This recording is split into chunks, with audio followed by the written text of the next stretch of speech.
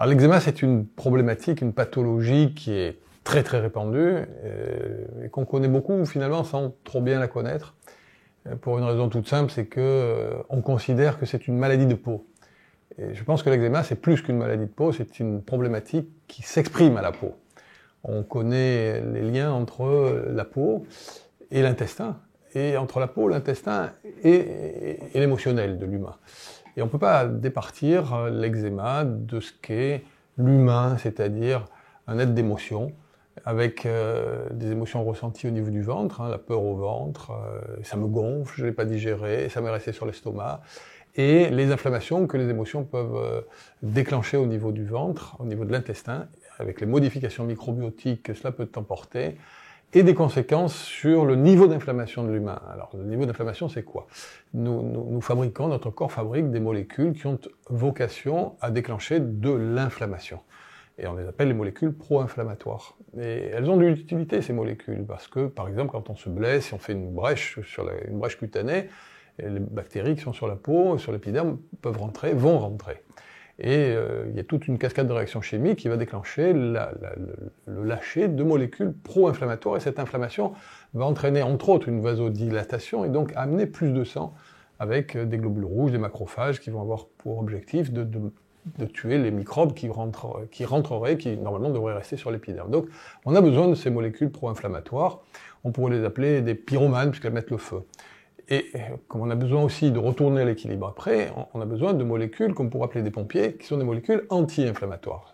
C'est tout le cycle de ce qu'on appelle les interleukines.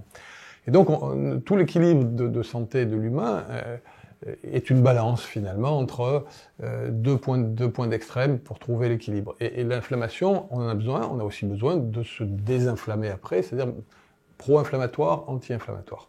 Et au niveau de l'eczéma, on a une caractéristique tout à fait particulière, c'est que la peau est enflammée. Et l'inflammation, on le sait maintenant au niveau du tube digestif, qui peut être causée par des problèmes alimentaires, des troubles dans le rythme de vie ou des accumulations de stress. Cette inflammation au niveau de l'intestin, qui va entraîner un déséquilibre au niveau du microbiote, va augmenter le potentiel inflammatoire de l'humain. Selon le terrain, si on est arthritique, si on a des problèmes de traumatisme, on va faire des poussées inflammatoires. Au niveau rhumatismal, si on a un terrain eczémateux, on va faire des poussées d'eczéma. Si on a un terrain asthmatique, on va faire des poussées d'asthme. Si c'est le psoriasis, on fera des poussées de psoriasis.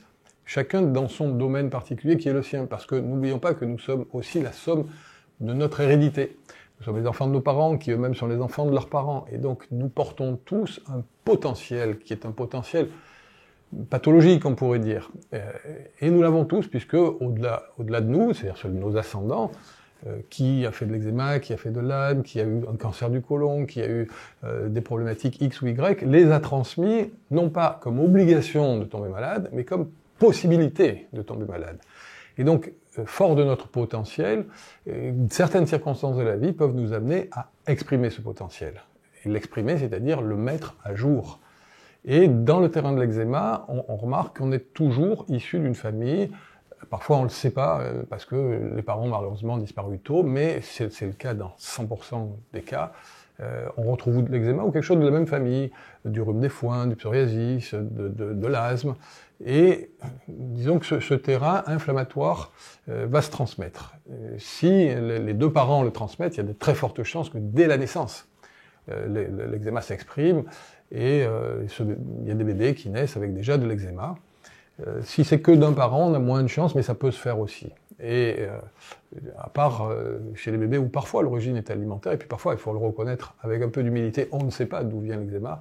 Il suffit d'observer pour se rendre compte que dans la majorité des cas, la poussée d'eczéma est déclenchée par un coup de stress. Et donc ça, tous les gens qui ont de l'eczéma le savent. Alors comment ça fonctionne ? Bien, comme j'ai dit tout à l'heure, le stress va perturber l'intestin, qui va perturber le microbiote, qui va entraîner une réaction inflammatoire, qui va entraîner une sortie d'eczéma. Alors ça, c'est, je dirais, l'explication entre l'hérédité et la chimie du corps. Et puis il y a aussi une explication symbolique qui n'est pas du tout inintéressante. La peau, c'est quoi ? Finalement, la peau, c'est la limite du corps humain, et c'est aussi le contact avec l'autre. C'est-à-dire que la peau, c'est ce qui nous sépare et ce qui nous relie aussi. Et on observe que très souvent, dans les problématiques de stress ou d'émotion ou de choc qui peuvent conduire à une expression d'une poussée d'eczéma, on a un choc dans la relation avec l'autre, c'est-à-dire une rupture ou un conflit qui rompt la relation d'une manière ou d'une autre. Voilà. Alors ça, c'est intéressant à savoir et à chercher, parce que très souvent, en cherchant, on finit par trouver, et ça nous permettra d'associer diverses choses qui peuvent donner un bon résultat, comme par exemple travailler justement sur les émotions, les blessures dont on peut être porteur, et alors à ce moment-là, ce qu'on appelle les médecines naturelles ou les soins naturels peuvent nous aider, que ce soit au niveau du registre de l'émotionnel ou au niveau cutané ou au niveau de l'intestin. Par exemple, des pré ou probiotiques, l'association charbon et pollen peut jouer de très bons résultats, sauf chez les gens qui sont allergiques au pollen, sur le rééquilibrage du microbiote ou plutôt du terrain, pour ensuite que les probiotiques puissent être efficaces. Et puis au niveau de la peau, on va trouver beaucoup de choses intéressantes, comme l'huile de cardiospermum albicapabum, comme l'huile de jojoba, comme l'huile de bardane, l'huile de bourrache, l'huile de tamanu. Et donc on a vraiment beaucoup de choses intéressantes avec des huiles qui ont une action anti-inflammatoire, cicatrisante, régénérante, on va dire. Mais ce ne sera pas que par la peau qu'on soignera l'eczéma, il faut vraiment tenir compte de l'ensemble.